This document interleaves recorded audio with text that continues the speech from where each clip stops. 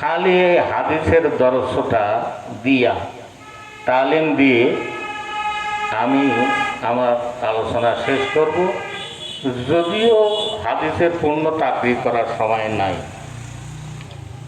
আল্লাহ রসুল বলতেছেন, হাদিসখানা বর্ণনা করছেন সাহাবী আব্দুল্লাহ ইবনে জাবের রাদিয়াল্লাহু তাআলা।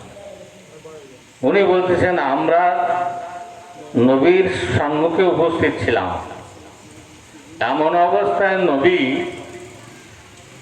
প্রথম ফাঁকটা খত্তম একটা সরল রেখা তা টান দিলেন, হাতের দিকে লক্ষ্য করতে সরল রেখা টান দিলেন। খত্তা এনে আনি আমি নিই। তারপর দুটো দাগ দিলেন, রেখা দিলেন ডাইন ধারে। খত্তা এনে আনি আসারি, তারপর বাম ধারে দুইটা রেখা দিলেন। তাহলে মধ্যখানের রেখা এটা, এধারে দুটা এধারে দুটা দিয়ে ফাওয়াজা ইয়াদাহু ফিল ফাকিল আওসাত, হুজুর নিজের মোবারক হাত মধ্যখানের সরল রেখার উপরে রাখলেন।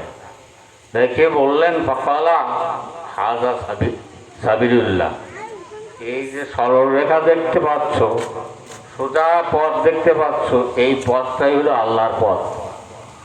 এই পথটা হলো কি? আল্লাহর পথ। এই কথা বলিয়া আল্লাহ রসুল কোরআনের আয়াতটা তেলাওয়াত করলেন, ভালোভাবে বুঝবেন।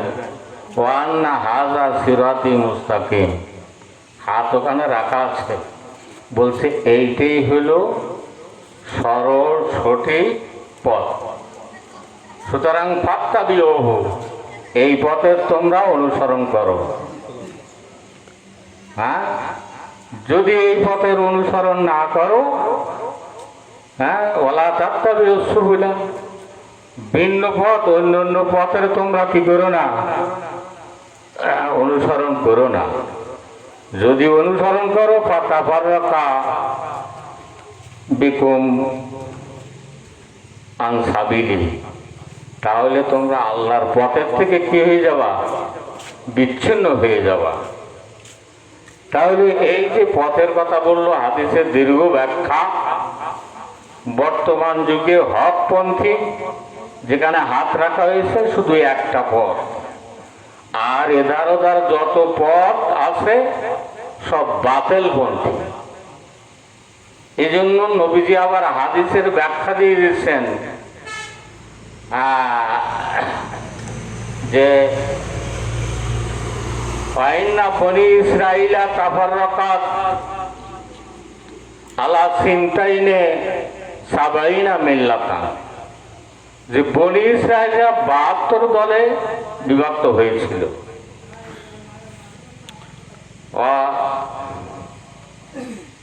তাফাররাকু উম্মতি আলা সালাসু ওয়া সাবাইনা মিল্লাতান, আর আমার উম্মতেরা বিভক্ত হবে 73 দলে। কয় দলে? 73 দলে উম্মত হবে। হুজুর বলেন, কুল্লুহুম ফিন্নার, সমস্ত দল জাহান্নামী, ইল্লা মিল্লাতান ওয়াহিদাতান, শুধু একটা দলই জান্নাতি।